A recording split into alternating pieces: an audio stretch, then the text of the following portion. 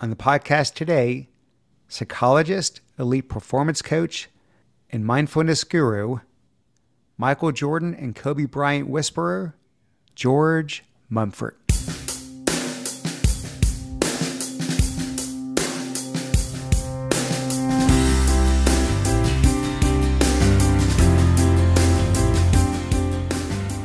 Welcome to the Art of Excellence. In the words of Aristotle, excellence is never an accident. It is always the result of high intention, sincere effort, and intelligent execution. I am your host, Glenn Zweig. Join me now as I dive into the lives and careers of world-class entrepreneurs, athletes, entertainers, scientists, thought leaders, and explorers to uncover the ingredients to their extraordinary accomplishments.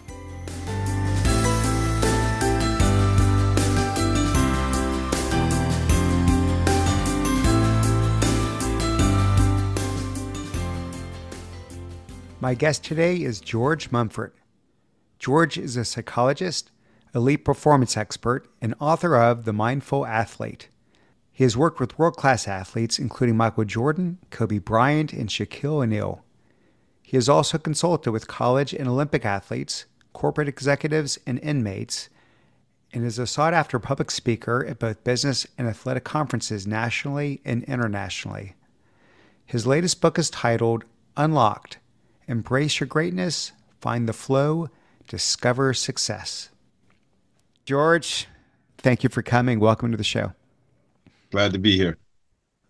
I've been thinking all morning where I want to start because I've got so many questions and so much curiosity about you and your life. So here's where I'd actually like to start. You talk about gratitude and how feeling and expressing gratitude is a practice that you began cultivating after you got sober. And we'll talk about that chapter later on. But was curious today, is this a daily practice of yours? And would love to understand what that does for you when you practice gratitude. Yeah, I'd say I practice gratitude every day, just wanting to cultivate an attitude of gratitude, but also just telling people how much I appreciate them and then being appreciative of my life and where I am now versus where I could be. So it's a daily practice. It's definitely a daily practice. It's really a way of being. It's an attitude.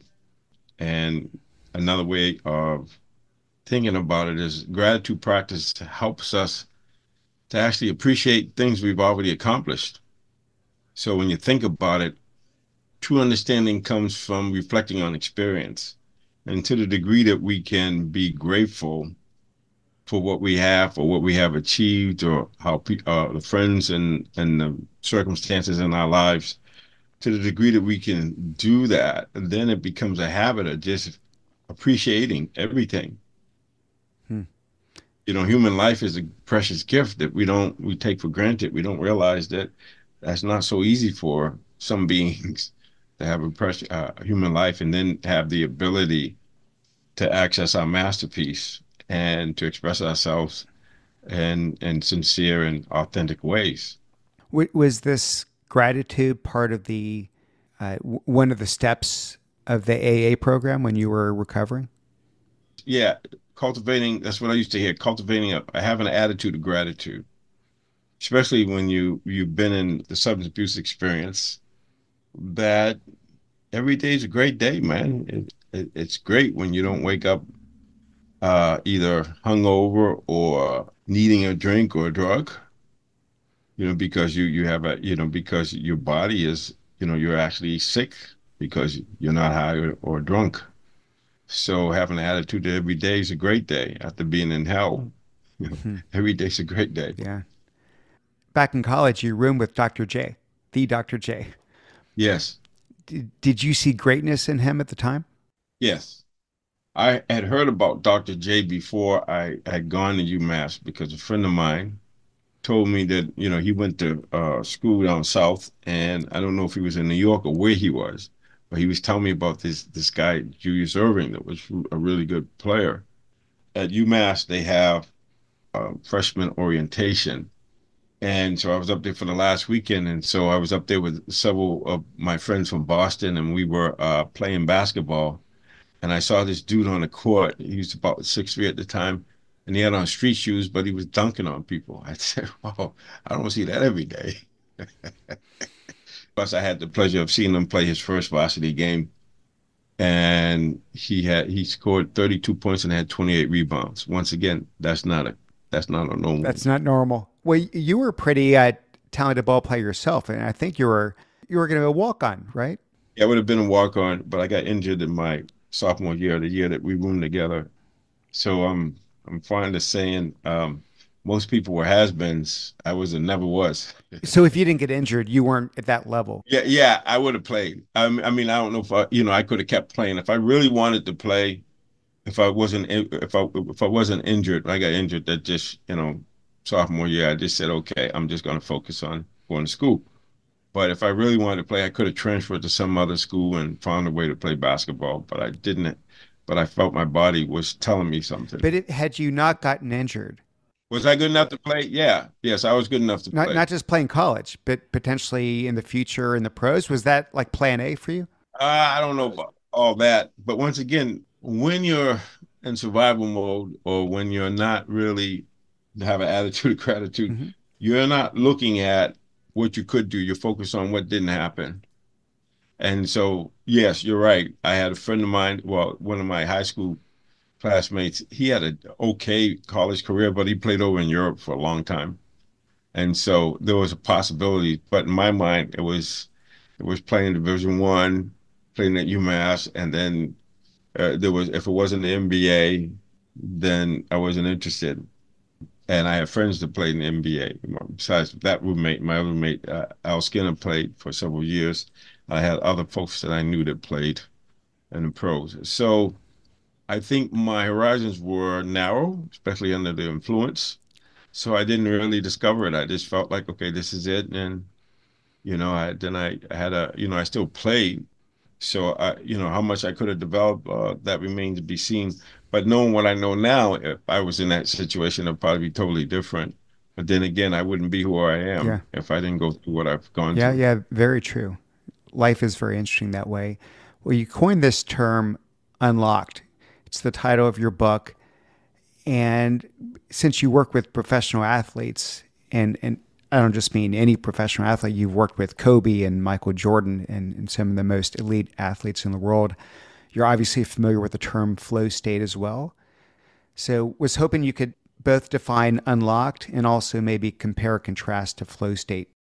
For me, unlocked is what I'm up to is releasing the divine spark or the masterpiece within. So it's the recognition of the title of the book, Unlocked, Embrace Your Greatness, Find the Flow, Discover Success. And so that's really the process when you're unlocked. And that's not a one-time thing. It's a process. And you can unlock in some areas and you can get locked up in other areas because things are always in flow, flux, transition. Being unlocked means being able to express yourself honestly. It means having no hindrances, having nothing that's preventing you from expressing your masterpiece within.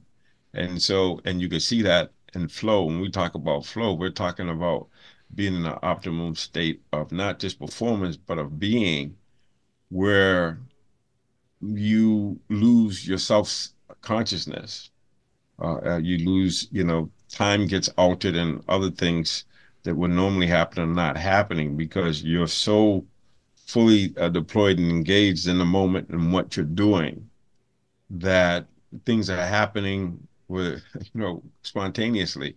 So that's when your thought and action are melded and they become one. So you see something and the seeing and the behaving are co-rise together. It's almost like a unity. There's a Mm. unity that you experience in that flow state. So I've been talking about flow way before I wrote this book because I had my first flow experience, I believe, when I was around 10 or 11, playing a electric football game with friends. And then there's been other opportunities when I was playing basketball or some other activity. So yeah, so I've had so flow is just this idea there's certain conditions that are available, but it's really when we're challenged above our skill level, or our challenges are high, and our ability, our productive capacity or production capacity is high, our skills, knowledge, and experience. So because we spend most of our time between boredom and anxiety. So when we're bored, that means we have high skills but low challenges. And when we're anxious, that could be because we're challenged so high, but we don't have the skills, knowledge, and experience, or the how to that to meet that. So we're constantly improving, is what they call. I think it's Kaizen is what the Japanese call it. It's being in the process of continuous improvement, or process improvement. So you're always learning and practicing, but you want to expand your knowledge, skills, and experience. And at the same time, you want to keep challenging yourself out of your comfort zone so that your challenges are high and your skills are high. And then you go through this process where anxiety is involved, but then you get into a high state of arousal. And then if you can persist, then you get into flow. So I don't know if that's the kind of answer you No, no, wanted. I can get, I'm looking for the George answer, nothing else. but it's the main thing is like you can have a flow. I have a lot of flow experiences. I could have a flow experiences as I'm answering your questions. But it's this ability to embrace the unknown unfolding moment in a way where you are creating space between stimulus and response. And in that space, we have the freedom and power to choose. And so when I practice, as the saying goes, the more I practice, the luckier I get. When luck is when preparation and opportunity meet, it's this idea of always just getting better each day and comparing my previous best self to what's happening now. And the idea is to get a little bit better each day. I want to talk about an aspect of being unlocked that you talk about in the book, which is being authentic. And you liken this to the process to the famous Michelangelo saying that he didn't create the sculpture, but rather released it from the stone, which is one of my favorite things. And so this is a quote of yours. We remove the extraneous, the layering of our conditioning and defenses, and the ways that we have been untrue to who we really are until we find what is authentic within us. An authenticity that's always there, waiting to be revealed. So this is back to what you said earlier, what you referred to, the masterpiece within us. How does one go about identifying their masterpiece, their gift to the world? That is a great question because we have to, as you were reading my quote, I was reminded of what Marcus Aurelius said. Hmm. And I'm not quoting him verbatim, but it's something like, what's in the way becomes the way. So there's noise and clutter that's there. It could be physical, it could be emotional, it could be spiritual, it could be mental. But this clutter, and the idea is when you are creating something, you have to get rid of the noise and the clutter so that you have the space to create. So how do you do it? Well, I can talk about how I did it Okay. and how I help other people do it. First, I call it in the Mindful Athlete Secrets to Pure Performance, my first book, I call it the AOF method of motivation. I don't know if you read my book. You know what AOF means? Mm-mm. I read Unlocked. I didn't read the other one. Yeah. Yeah. Okay. Ass on fire. Okay. So there has to be a sense of urgency for me to really look at my stuff and to really say, okay, maybe I should do this differently, or maybe I have to look at this differently. But without the adversity, without the baptism of the fire, or without the launch into the hero's journey, without that, you don't get there. Most of us, we need the adversity. And I think Nietzsche talks about that he wishes that people have difficulty and challenges in their lives because this ties into what Hans Selye, the man that wrote, that came up with the word stress, the stress of life is the book he wrote. And he said that when we get challenged like that, that our latent abilities express themselves. Yeah. Well, let me throw a hypothetical on you. You are this incredible elite performance coach, this mindfulness guru. You've worked with some of the top athletes in the world. My sense is, and you can correct me if I'm wrong, but that you're going through addiction once upon a time and recovery is to some extent what allowed you to find that inner masterpiece, that divine spark. And that you had to have that experience, George, to develop the empathy that you probably have to serve others the way that you have. And so Had you not gone through that, had you not been addicted to alcohol and drugs, had you not gone through recovery, which then prompted you to get into meditation, which got you into mindfulness, which then allowed you to come work with all these people, how do you think your life would have unfolded? Do you think you still would have ended up in the same place? Um, that's unknown, but I would say no, because there was no need for me to dig deep. So you asked me about how people unlock. Well, the first thing is, and one of the reasons I wrote the book is to have people understand that, yeah, unlocking is possible if you embrace your masterpiece or the wisdom within, whatever you want to call it. Find the flow and discover success as a process. So we all are wired for success, and it's just a matter of taking responsibility for it, being willing to pursue it. And of course, I talked about the motivational aspect of it for me, but for others, then you don't have to have your butt on fire. You could just say, "Well, I want a breakthrough performance and work, level, play one area of my life." And then once you do that, then there's a lot of research and there's a lot more resources out there now than it was for me almost 40 years Mm-hmm. ago. So how do you unlock? You unlock by the recognition that you have a masterpiece within, and you make choices. So you can choose to be excellent. You can choose to be happy. You can choose to do other things. Now there's things that are beyond our control, but even in that, you get to choose the attitude you have. You get to choose whether you withdraw energy or bring more energy to it. You have the choice to seek to understand and to really understand that you have to have a growth mindset where you're not it's not fixed, like things are the way they are and they're never going to change. No, we live in a rapidly changing, I would say, environment or world where the real question is, are you going to ride the wave of change or get hit by it? And so when your life is not the way you want it to be and you're really forced or you're motivated, I'll say that, to change, then that's when things happen. That's when the magic happens, when you really understand that I have the possibility of changing, and that not only can I change, but I can change in a way, I can approach it in a way where it becomes a joyful journey, where I become a learner. I realize that wisdom begins in wonder, and that I can start to, we have imagination that can take us out of our present situation and help us move down the road into something amazing, spectacular. And so that's what, it's the mind. The mind is, Bruce Lee said, is the most, it's the most amazing thing. And imagination is more important than knowledge. That's what Einstein said. So we've heard this from the masters from that came before us, and it's just a matter of, yeah, just realizing you can do it. And my book, Unlock the Mindful Athlete, and there's so many podcasts, and this podcast are giving people the inspiration, or giving them, creating the possibility of embracing your greatness. I want to talk about Kobe Bryant for a minute, if I could. Yes.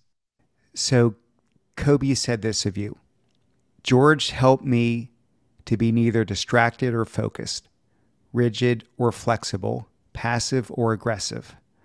I learned to just be. What did he mean by that?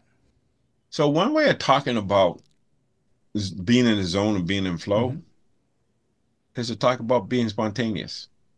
And so that's what he's talking about.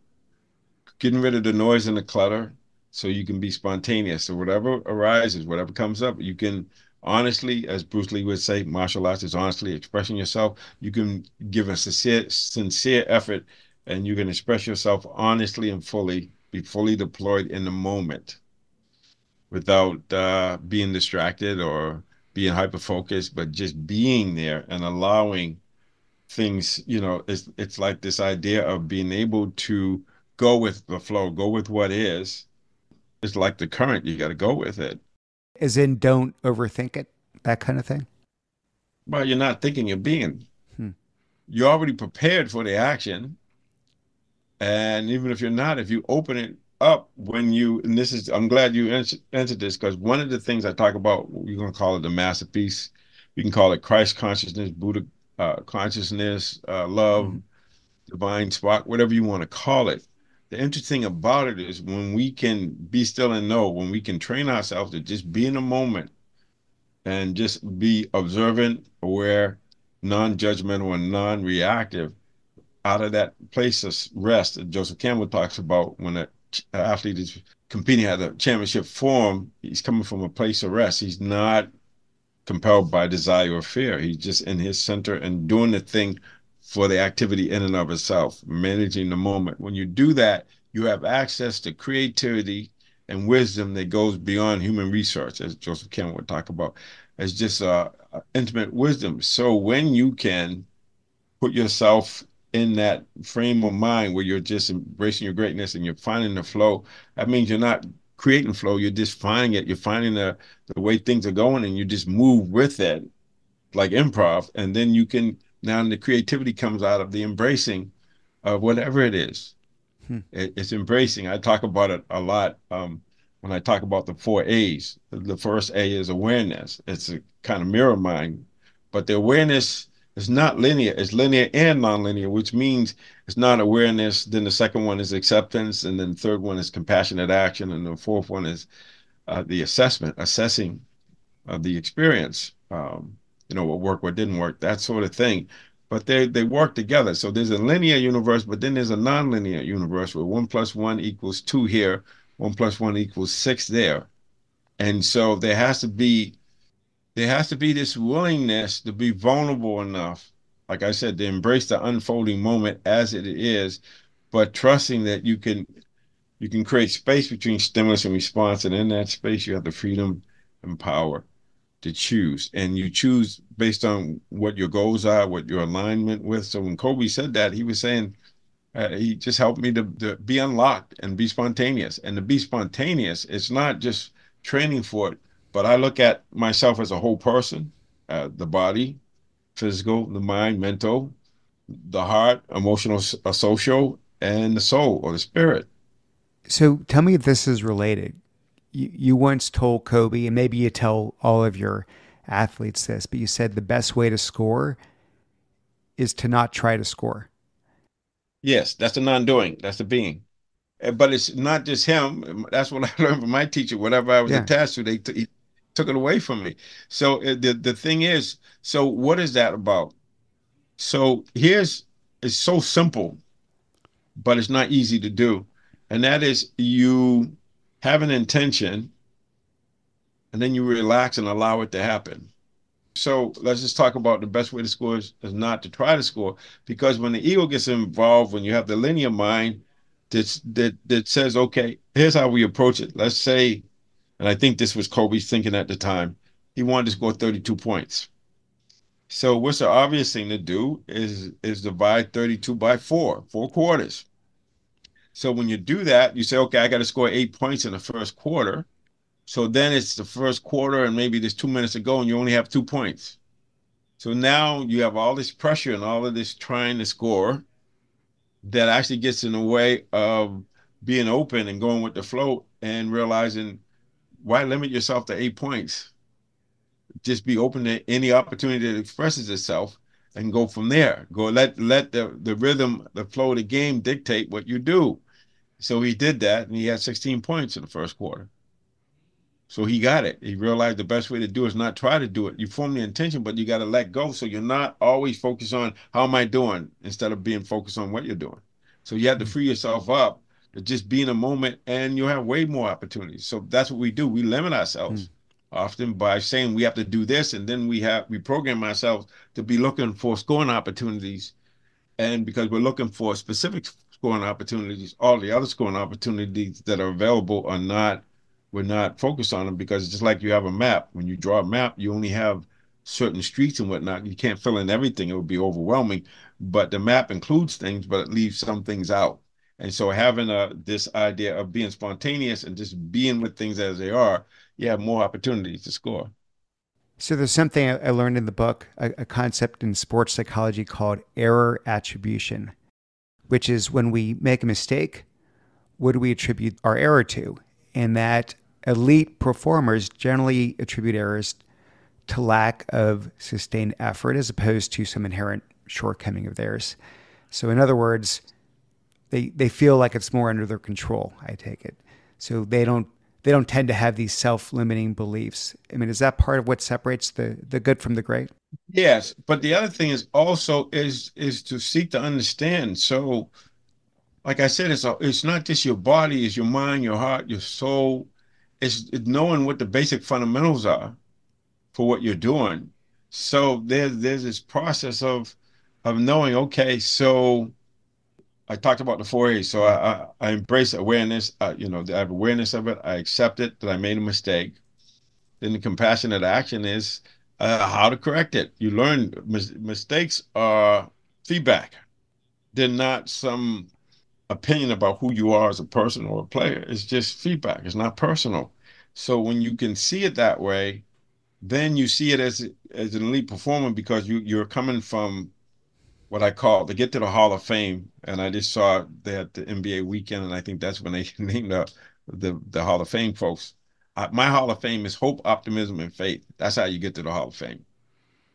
And so when you have a positive mindset, then when you look at it, you look at something uh, in ways where you can see there's a lesson there or there's something for you to get. There's an opportunity.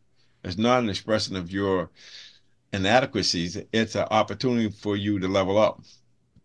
So that's a different mindset. That's a mindset, that's that growth mindset that says, I'm wired for success. I just have to figure out how to do it. And so you do problem solving, and then you realize you got to get into deep practice. You got to get into, or what they call deliberate practice, where, okay, so with Kobe, we'll keep him in mind. One of his first playoff experiences when they got swept, that Lakers got swept, he shot, I think, two or three air balls. So after the game, they were playing in, I don't know, I believe they were playing in LA or wherever they were playing. Maybe got swept. Yeah, so they were home. And so he got back to Newport Beach and he called the custodian and had him open the gym and he shot for 8 hours. Let me repeat that. Hmm. He was in the gym for 8 hours shooting those shots. So the feedback he got from the air balls, he used that as a stepping stone.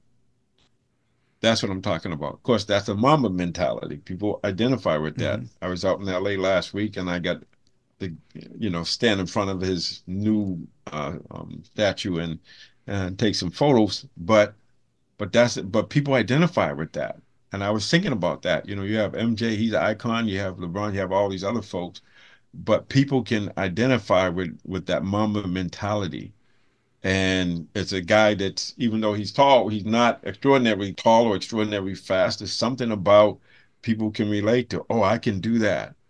I can have that Mamba mentality. If I want something, I have permission to put every ounce of effort into it. Does that make sense? It does. So when you look at the Kobe's, the MJ's, the LeBrons, and you were to dissect what separates those from all the others that are maybe one notch below, but still at a very elite level, say performing at the NBA, you've got work ethic that you've alluded to, right? Going and spending Right. 8 hours in the gym. You've got mental attitude, discipline, etc. And then of course you got raw talent. How much of it is the former two as opposed to just the actual raw skills someone has? Do you feel like the latter is not really that important? Everyone at that level has the raw talent. It's just about how you apply it. Yes, I would say I'm gonna quote, and it's interesting because I didn't realize how many World Series he had as a catcher and as a player and as a manager. Yogi Berra Mm-hmm. said 90% of baseball is mental, the other half is physical. Right. Right. So I would say you could attribute it to 90%. So what elite athletes have in common? There's three things that I think I got this from the happiness research, Sean Accor. It starts off with having he calls positive genius. I call it hope, optimism, faith, social support. And the third thing is what other people see as a curse, they see as an opportunity Hmm. or a challenge. And so these folks have that in common. There's different degrees of that, but it's the self-belief. It's the idea of what they do there. What they have in common is they're unlocked. They embrace their greatness, find the flow, discover success. It doesn't matter where they are. You can take somebody like Tony Gonzalez. who was playing at Cal power forward at 6'6", and then he plays 1 year of football and he ends up being an NFL player, Hall of Famer, one of the greatest tight ends ever. And that wasn't really his sport on some level because basketball was his sport. But that's why you just go with the flow, and sometimes life catches up with you, or you catch up with life. You just decide to say yes to the opportunity and see how far you can take it. Mm. And that's where you find yourself. So they have in common is being unlocked, but they have this ability to experience cognitive dissonance. Is what That's a fancy word for saying they have a way of getting comfortable being Mm-hmm. uncomfortable. So that the things that are uncomfortable, the things that seem Herculean for some of us, are actually just a choice of excellence, choosing excellence, pursuing excellence and wisdom. That's what I call it. You can decide to do that, but everybody has the capacity to be the best version of themselves. That's the interesting thing. You don't have to be the best basketball player. You don't have to be the best football player or the best entrepreneur or the best teacher or the best podcaster. All you have to do is be yourself, Hmm. and to honestly express yourself, and that's enough. And if you're lucky, sometimes you're in a domain that people recognize you and you get accolades for it. But for a lot of us, we're just doing our instead of leading quiet lives of desperation, which I believe that does happen, we have these quiet lives of flow. Mikhail Csikszentmihalyi, when he did his research about flow and everyday life, he realized that a lot of people were in flow and they don't even know it. Hmm. So everybody has access to that optimum experience. So, George, if we could just switch gears for a bit, Yes. you had quite a journey yourself, as we alluded to earlier. You started drinking at a pretty young age, and of course, it became a big problem over time. Drugs, too, I think heroin you were addicted to, Yeah. And pain meds. That's it. and pain meds. And you mentioned that your father was a heavy drinker, so I take it not the best role model. So, when did all this begin for you? Well, it's interesting trying to remember, but I think the crap hit the fan when I got injured in college.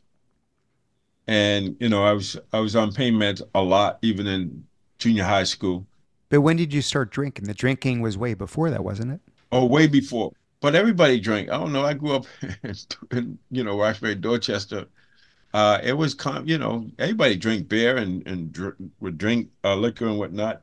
It was my predisposition because my father was an alcoholic, but Mm-hmm. most of my uncles were. So I think I had the ism of the whole time. When I talk about the ism, uh, early in recovery, we used to look at it as a threefold disease. Now I look at it as fourfold, but physical, mental, spiritual.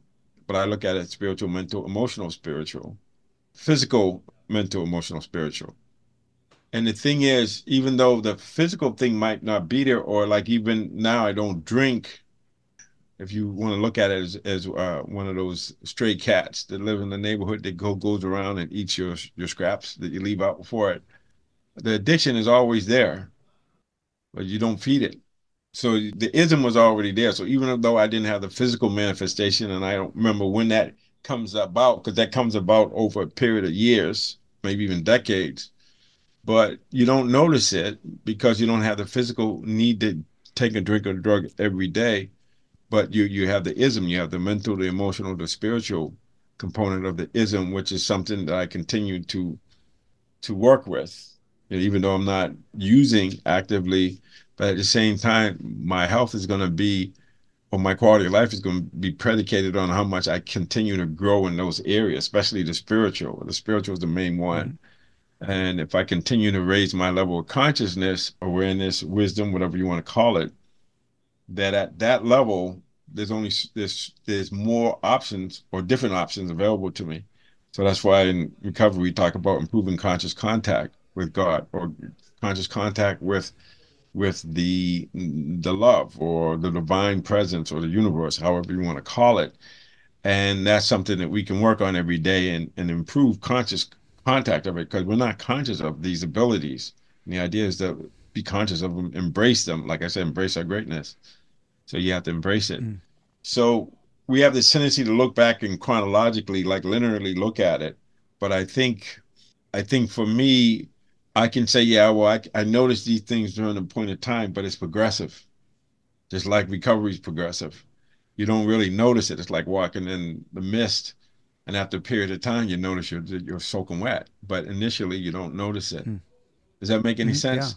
But it was that understanding or seeing that there was a way out. I mean, before that, I just never thought I was going to be able to change it. But when I see someone else that I know change, that's the whole thing about recovery and about us leading the way for each other, is that we can see somebody have a direct experience of getting clean, a direct experience of being in the eye of the hurricane, or a direct experience of being in flow. That's why we love watching sports and performances and even art, if you will, because it connects us to something that's beyond the everyday experience. It to that, I guess, if you want to call it eternity, or that profound experience of being fully alive, that we experience that every once in a while. And sports in certain arenas give us that opportunity.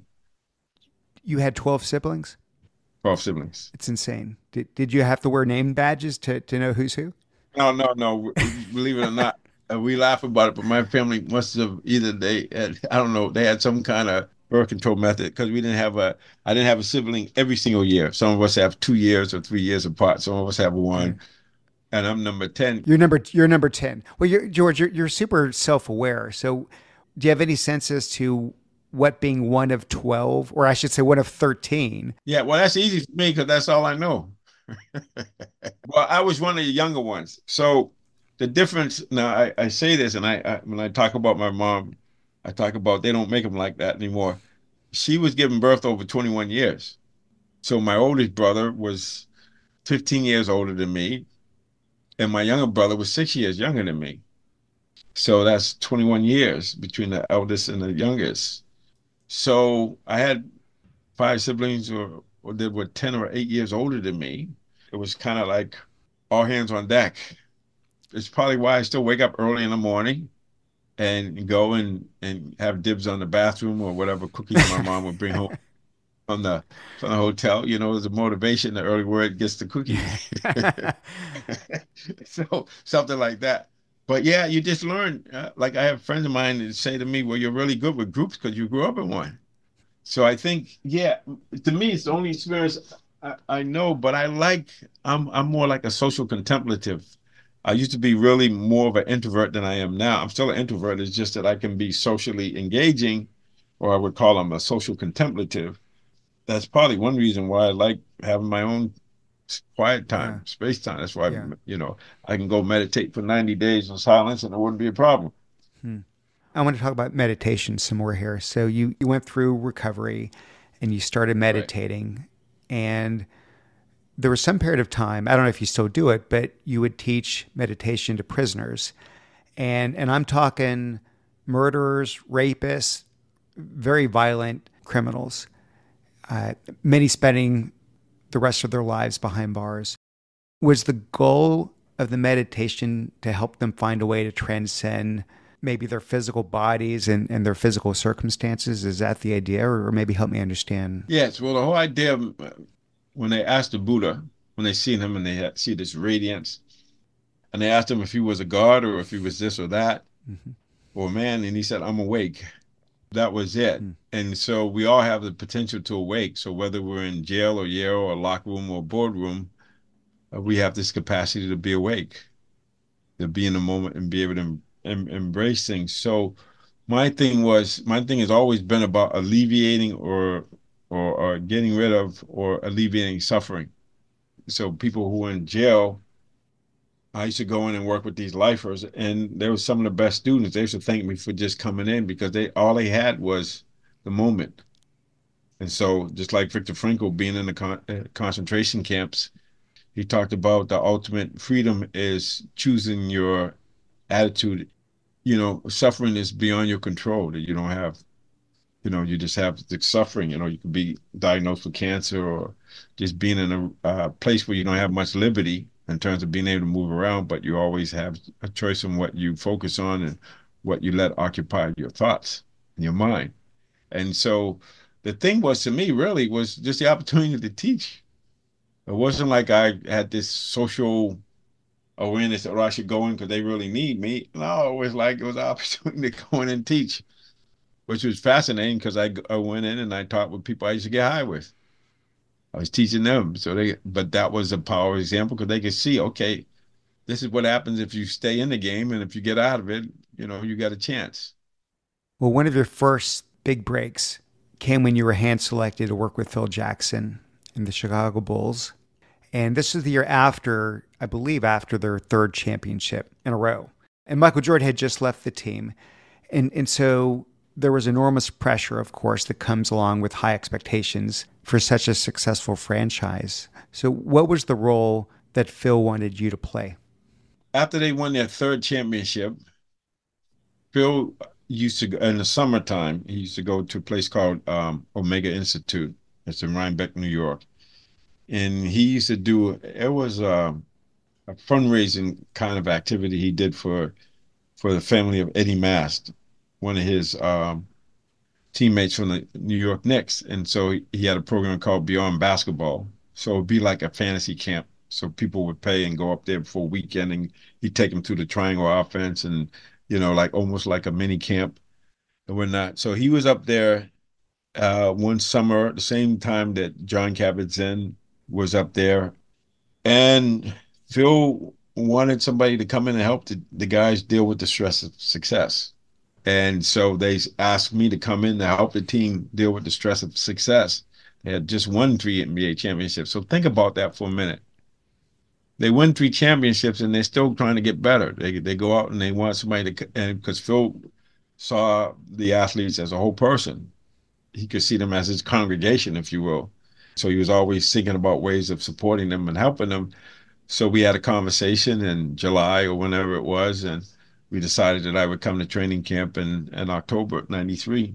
And I got there and they were in full blown crisis. So once again, there was an opportunity for people to step up, an opportunity for me to introduce them to something that was going to not only help them manage the stress that they were dealing with, but also to actually go beyond the stress and get into using it as a stepping stone rather than a roadblock. So, and the rest is history. So 31 years, coming up on 31 years later, and being involved in 8 NBA championships with Phil's teams, that's what happened. And I was still working at the medical center. I was teaching in prison, and I had an inner city clinic, and it was like part-time. When you work for a medical center, you work in, 40 hours, no such thing as 40 hours, even if you're part-time. That's probably true in a lot of jobs. But we had grants and, it was a medical school and a hospital. So we were, I was seeing patients in the inner city clinic and was going into prison, working with correction officers as well as the inmates. And that was just one of the things that I did. I just to go and help them. But George, I can't imagine this team took to the spiritual pathway, or whatever you want to call it, right away. So what did you need to do? I didn't need to do anything. I went with Dr. J in college. Well, I mean, kidding aside, right? I assume that's how you had some sort of instant credibility, that you came from that world to some degree. Yeah, well, I look like them as well, grew up in certain things, but it was really more about I was naive. I just wanted to surf, and I talked to them about being in the zone. They could identify with that. I talked to them about being a spiritual warrior. They could identify with that. And I just met them where they were. I had no idea what I was doing. I just said, okay, I'm here to serve and let's figure it out. So there was a certain level of tenacity, but I wanted to serve and I wanted to help them. And I knew that it could help them. If it helped me, it could help them. And so I just went in, shared my experience, strength, and hope, and then talked about created a vision of possibility. Okay, this is what's possible here. Okay. And once again, they had the ass on fire. So I didn't have to worry about a sense of urgency, right? But it was really about there was a crisis. And so from the Eastern way of thinking, Eastern philosophy, a crisis has two meanings. One meaning is opportunity, the other one's danger. We know the danger one, we didn't know the opportunity. So I created a possibility for them to see that this is an opportunity for people to level up. to actually embrace it and go with it and learn and have a growth mindset. And there's a lesson here for us to learn. If we learn that lesson, it's gonna be amazing. The experience is gonna be amazing. So that was a challenge.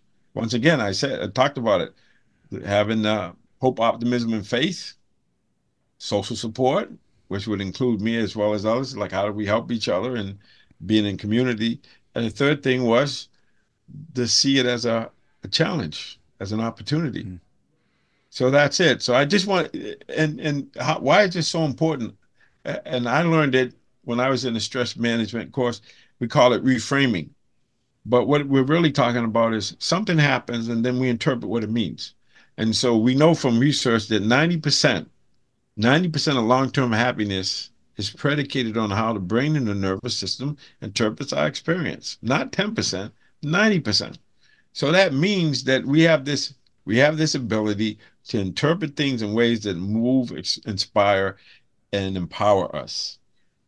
I can't say that enough. And so that's what I offered them, was this possibility of continuing to move towards greatness just by embracing the situation, saying yes to it, and generating a hope. But then at the same time, here's the way forward. How are we going to do this?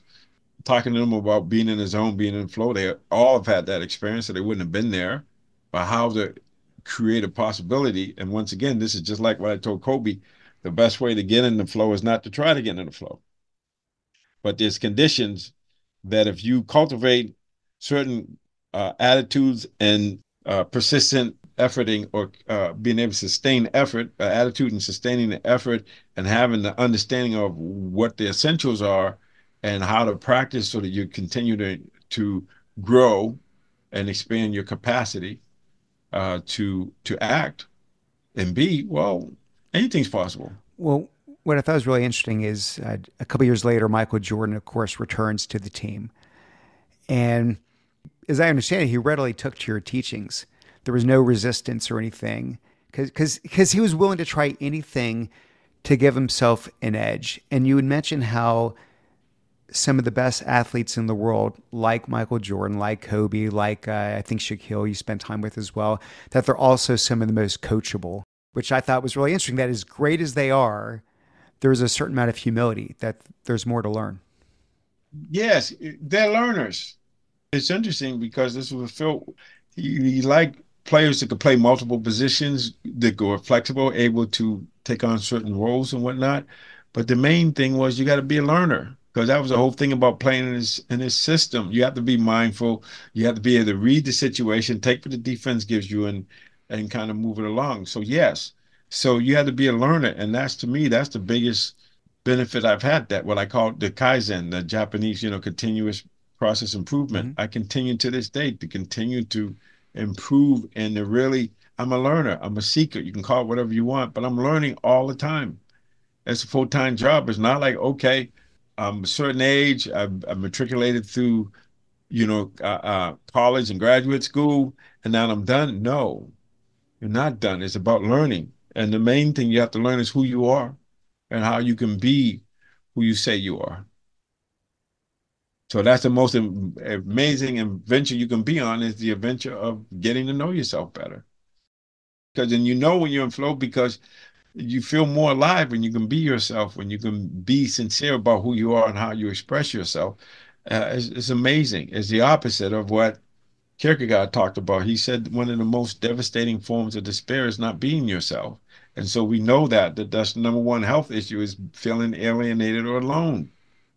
And so a lot of that has to do with being cut off from parts of yourself. So if you want to be in flow, you want to be spontaneous, you got to have a fully integrated self. Your body, your mind, your heart, and your soul have to be on the same page, have to be in unison and harmony. There's a term that I had never heard before. I don't know, maybe others have, but it's called autotelic. And autotelic, as I understand, is partaking in an activity for the sake of the experience, not a specific goal, which is very interesting. So I guess point being that autotelic people aren't really focused on winning or losing per se, but just playing the game. And I say the game metaphorically here, whatever one's Yeah. activity is, whatever one's profession is. But as it relates to world class athletes, I'm trying to reconcile something, George. So help me out. Yes. I think of these superstar athletes as hyper competitive. They absolutely do care about winning. I think a lot of people saw the MJ documentary, and insanely competitive. Even when he was in the locker room playing that game of how close to the ball you can get, flipping a quarter, Yeah. it seems like it's everything to them. But apparently, maybe that's not so much the case. So, can you help me reconcile those two things? Yes, you can reconcile that. How can you reconcile mindfulness with competitiveness? Yeah. The real challenge is you're not competing against anybody out there. You're competing against your previous best Hmm. self. It's an inside job. So you can be competitive, you can want to win, but then you have to have the core values that allow you to participate fairly and freely, and not in a way that where you lose your humanity versus being ultra hard on yourself or your teammates or whatever. And it's interesting because I have a different perspective on The Last Dance, and I got interviewed for that, but they didn't use anything that I had because, in my opinion, they were focused on that controversy. Hmm. And, that's what sells. Talking about transformation is not going to sell, or so they think. But the point is that each person has to figure out what they're doing. And if you listen to what Michael was saying, he said that I don't ask anybody to do anything that I'm not doing. But what he was basically saying is, in order to get through to championship, you have to get tough, and you have to have a certain mindset in order to be able to weather the storms that are going to be ahead of you. And so people could perceive it a certain way, but then there's other people who perceived it as an opportunity. Steve Kerr, one of the smallest guys on the team, he had that feistiness. He had that ability to embrace that, and it wasn't an issue for him. And so you got to look at the person. Everybody, something happens, and they interpret what it means. And you have some people who don't really want to do the work. They want to be there. I can't tell you how many times I talk to people and they'll say, I want to be like Mike or Kobe. But then when I say, okay, this is what's required, they say, I didn't sign up for that. They don't want it. That's why the want to is so important.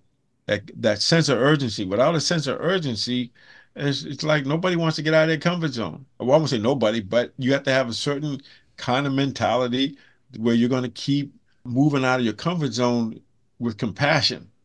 So you don't have to be in I think it's the flow genome, doesn't have to be 10%. 1% is enough. This is one, and one of my definitions I like to use for success is a progressive realization of a worthy ideal or goal. So each day you have making progress, you can celebrate. You can't say, when I win a championship, I'll be happy. The research says no, you're happy first, then you win the championship. So we have it backwards. Hmm. And so this idea of you're not competing against anybody out there, you're competing against your previous best self. That's what you're doing. And so that's how you can manage being competitive, but not losing your humanity, or your empathy, or your compassion, or your humanness. So that's what I teach. That's what I talk about. You got to have a balance.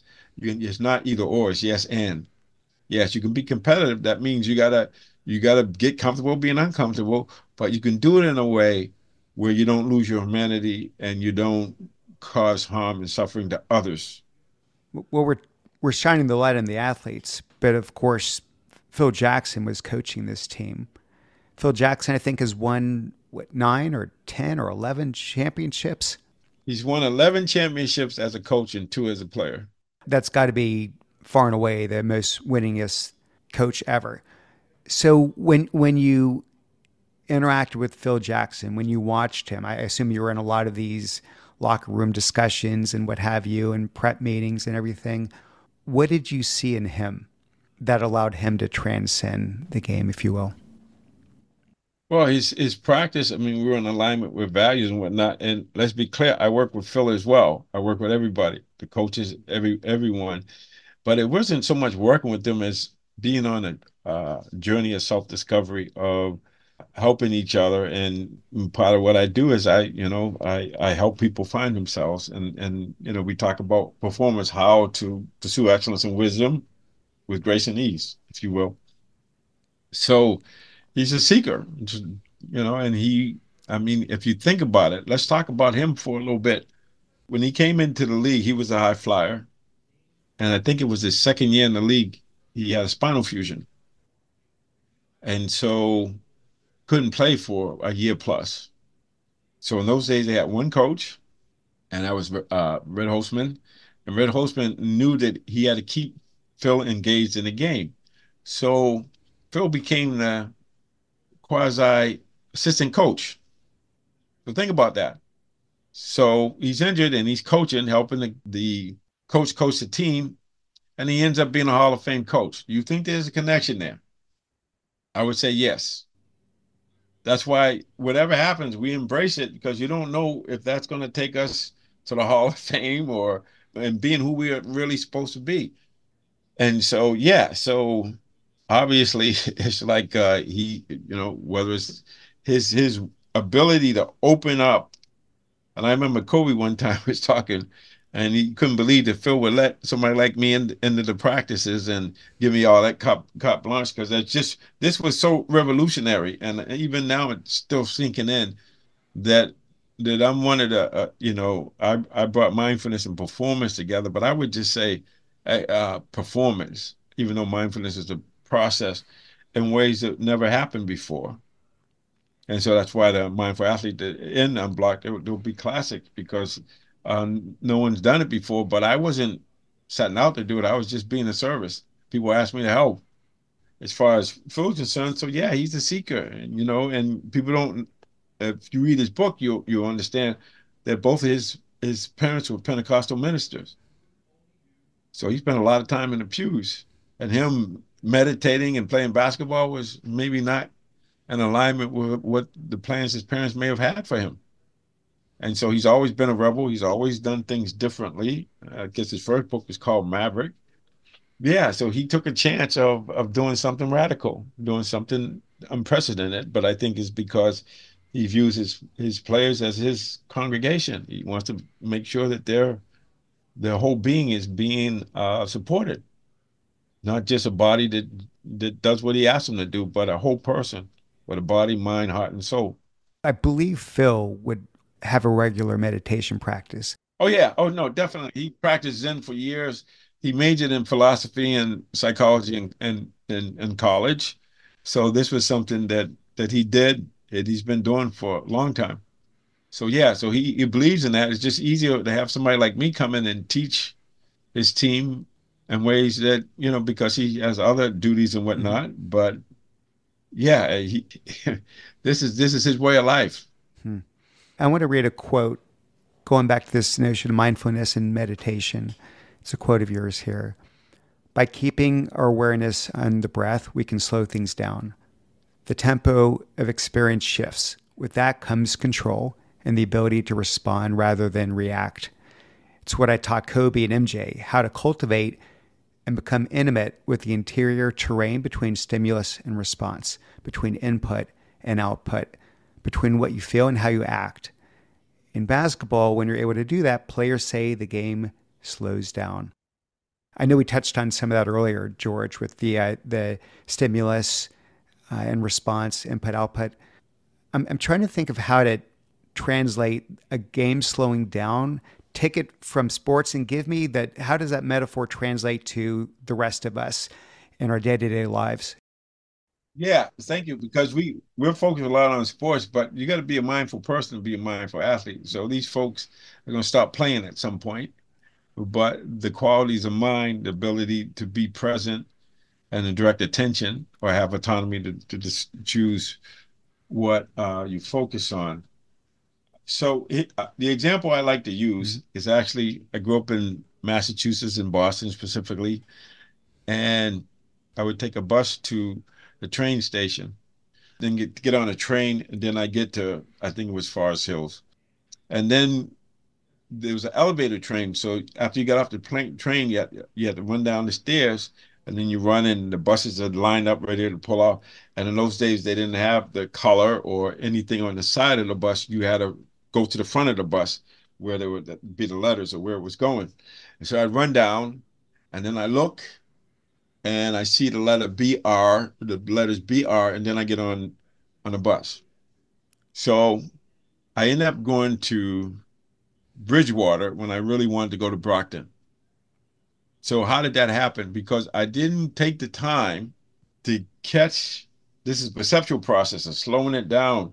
So you're letting things speak to you instead of trying to interpret what they mean or injecting it with self-interest, associative thinking, abstract thinking. So I would go, and mindfulness allows me to go to the front of the bus, even though it's about to take off, and to see as many letters as I needed to see so that I know I'm getting on the right bus. So we have this habit of just taking a quick look and then overriding it because we're predicating what we're seeing on what we already know or speculation and the mind we notice the mind will fill in blanks if there's no blanks, and those blanks are not going to be predicated on what is. It's going to be predicated on the tendencies of your mind and your experiences. So slowing things down means that you slow down the perceptual process where you just notice, relax, you let it go. You let things speak to you in its own language instead of interpreting. And so the big part of the process is being able to notice, relax, let go, just let things speak to you in their own language because we only have a short period of time where we just have like something like this, where it's just the raw data. And then immediately you get this influx of associative thinking, abstract thinking. Oh yeah, I remember that from before. Or yeah, I see how that can help me in the future. Or self-interest. So it's like if it's pleasant, then you're going to want more of it. If it's unpleasant, you're going to have avoidance or aversion. Mm. And if it's neither pleasant or unpleasant, and you're not interested, you space out. So it's how to get the mind to be in the perceptual process beyond the short length of time that it's normally under. So you're cultivating that space, and when you do that, you slow things down. I mean, you learned all this from one of the masters, didn't you? Once upon a time. My first teacher was Larry Rosenberg, and he wrote a book, Breath by Breath, and all sorts of things. But I had a lot of teachers that I worked with, a lot of them, but he was my first one. But a lot of it, be honest with you, has to do with my study. And I lived in a meditation center for 6 years. I have that mama mentality as well, as I will do things, but it's not so out there. And of course, obviously I work with Kobe, but it was this idea, the tenacity that I followed my recovery like I followed, getting a drink or a drug. So if you think about it, I've been clean on January 30th, I think made 6 months. So I've been clean 39 and a half Hmm. years. Over that time, I've averaged over a book a week, at least a book a week, sometimes more. And that's not counting all of the other reflection and meditation and the thing, but just saying being committed to this. So yeah, it's a way of being. It's the joy of discovery. I mean, I love doing learning and being able to share that learning with others. And meditation for me is I like to expand the definition of meditation. So if you look up the word meditation, it means to contemplate. To contemplate means to look at repeatedly or to look at closely. Now, we're meditating from the time we wake up to the time we go to sleep. It's not formal meditation where we say, okay, you're sitting there and you're watching your breath, or you have an object, or you're being still. Yeah, that's part of it. But most of it is all day long, you are entertaining thoughts that are having an impact on how you feel and what you do and how you see things. There's a philosopher out there, or there's two of them, I guess, Dr. Dre and Snoop Dogg. Okay. And one of their songs, they say, I have my mind on money, money on my mind. That's meditation. Hmm. That's a form of meditation. One of the things about being a masterpiece or having a divine spark, we have this capacity that whatever we hold in mind manifests. So whatever we're thinking, that's what we're creating. Hmm. So just think about it that way. So whether it's formal meditation or not, it's really helpful to know what your mind is on and what's on your mind. Hmm. You mentioned in the book that you're an empath. Yes. Is that something that you've always known about yourself, even going way back to when you were a kid? And, Yes. and how would that manifest? It would manifest where we call them homeless people now, but back in the day they were winos or whatever you want to call them. And I see them on the street, and I feel so sorry. I feel pain. Hmm. I could feel their sadness, whatever. But I didn't know that at the time. I didn't know what to do with it. But that just means I'm sensitive when I pick up other people's. I get feel things like when somebody on the street moved away. I was devastated. Hmm. I felt the loss, but I didn't know what to do with it. And when I talked to people about it, they told me that stop being so sensitive and just man up or whatever. And going into prison and going into places where there's a lot of suffering, I had to be really careful not to take on other people's stuff. But it's not something I asked for. It's just I'm just sensitive. It's just the way it is. But I know how to relate to it now. Whereas before, maybe that was part of my going inside, hiding out, and taking substances. Who knows? But yeah, it's like you can feel things. But we all have that capacity to feel what other people are feeling. We all have a BS meter. We know when somebody's not authentic. We might override it because we like them or because they're the boss or whatever, or they're perceived as it's not safe for me to be real and to talk about how I'm feeling or at least acknowledge my own feelings. But we all have the capacity if we want to develop it. But it probably helps you. It helps me a lot because I'm kinesthetic. I can feel things when I can do things physically. It makes a big difference. And so some people are auditory or they're visual. That's part of the know yourself. How do you take in it? How do you learn? How do you perform? So we all have various ways of performing and learning. And so we got to figure out what works for us. There's a book called To Know Oneself. I think it's something, it's by Peter Drucker. It's a little skinny book. And he talks about this idea of learning how you learn and learning how you perform. So some people perform their what he calls readers, like they do a lot of research. He talked about Dwight Eisenhower when he was the head of the European campaign. He would have a plethora or office full of people, and anytime he gave a press conference, he had all the questions ahead of time, and then they do the research, and then he got up there and he would speak, and he was a darling. They loved him. When he became president of the United States, he felt he had to emulate the person that was before him. I think it was Truman. And so he was trying to answer questions off the cuff without being prepared, and it was a disaster. And so that's the thing. You got to know who you are and then how you learn. Some people learn by talking, some people learn by reading and studying, and some of us do both. But we have to know that about ourselves. How do I learn? What's my sense door that works for me? So for me, I'm not visual, but if I can get a felt sense of it, my kinesthetic sense, once I get that, then the vision comes and then everything else comes. So I have to know that about how I learn, how I perform. So we each have to do that instead of thinking one size fits all. Mm-hmm. That's why there's an ability to be self-aware and to be able to self-regulate, to realize we can regulate our thoughts, feelings, behaviors. We can change things. We are malleable. Our brains are malleable. We can be in a growth mindset, not in a fixed mindset where we say we're just stuck and we can't move and nothing changes. Everything changes. And we have the capacity to change with it. George, we wrap the show with this question. This podcast is called The Art of Excellence. We've sort of touched on that word, but if you had to encapsulate how you think of the word excellence, how would you describe it? Excellence is a habit. It's like always do your best, right? But for me, excellence is expressing yourself honestly and being fully deployed. I'm pursuing excellence with wisdom, with grace, and ease. So that means that I'm in this process of continuous, like Kaizen, continuous process improvement. That every day, my job is to be a little bit better today than I was yesterday. I like it. George, loved the book. I learned a ton from it. I sincerely did. Thank you. I loved it. Really appreciate your time. Thank you. I appreciate you, Glenn. All right. Bye now.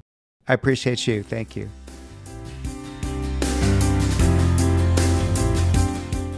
Thanks for listening.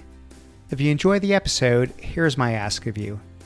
First, if you haven't already, please subscribe to the show. You can find it on iTunes, Spotify, or your favorite podcast app. Second, tell a friend. Better yet, Share it with all your friends and contacts on LinkedIn, Facebook, Instagram, TikTok. Honestly, wherever you hang out online is fine with me. Please leave me a review if you could on iTunes or Spotify or both. The reviews really do help. And finally, try to find one takeaway from this episode that you can apply to your own life. Commit to trying something, anything. As the saying goes, no harm in trying. I leave you with this one question. How do you define the word excellence?